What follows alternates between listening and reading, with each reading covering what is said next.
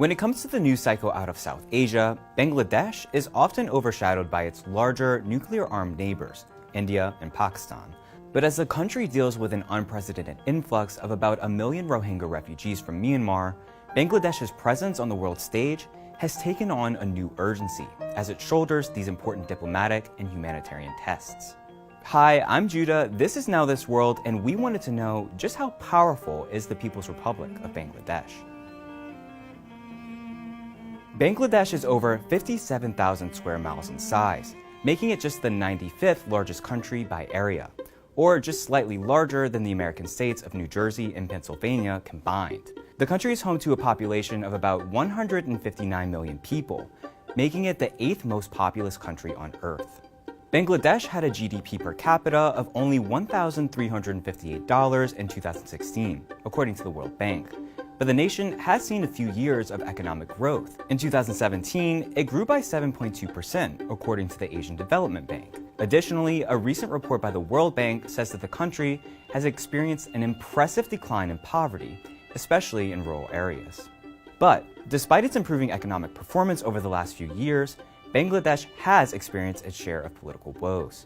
It's perceived to be one of the most corrupt countries, according to Transparency International, a global organization that ranks corruption perception. Politically, Bangladesh is a parliamentary republic with a non-executive president.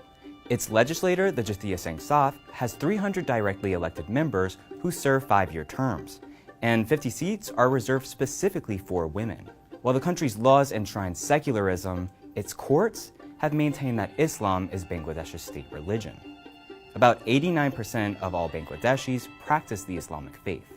One of Bangladesh's most pressing issues has to do with the recent influx of refugees. Almost 700,000 Rohingya refugees have fled Myanmar since August 2017 to escape what the UN is calling ethnic cleansing. It is estimated that Bangladesh is hosting nearly 1 million Rohingya refugees due to previous waves of violence. The country now hosts more Rohingya than Myanmar. This influx of people has had political, economic, and social impacts on Bangladesh.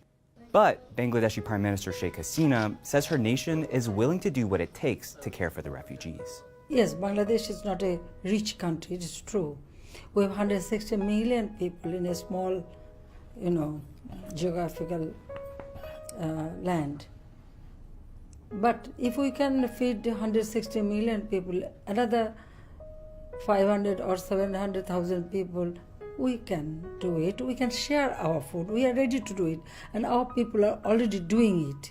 Despite international relief aid flowing into the country, it hasn't been enough to cover the full cost of the refugee crisis, leaving it up to Bangladesh to pay for the rest. But what about its relations with other countries in the region?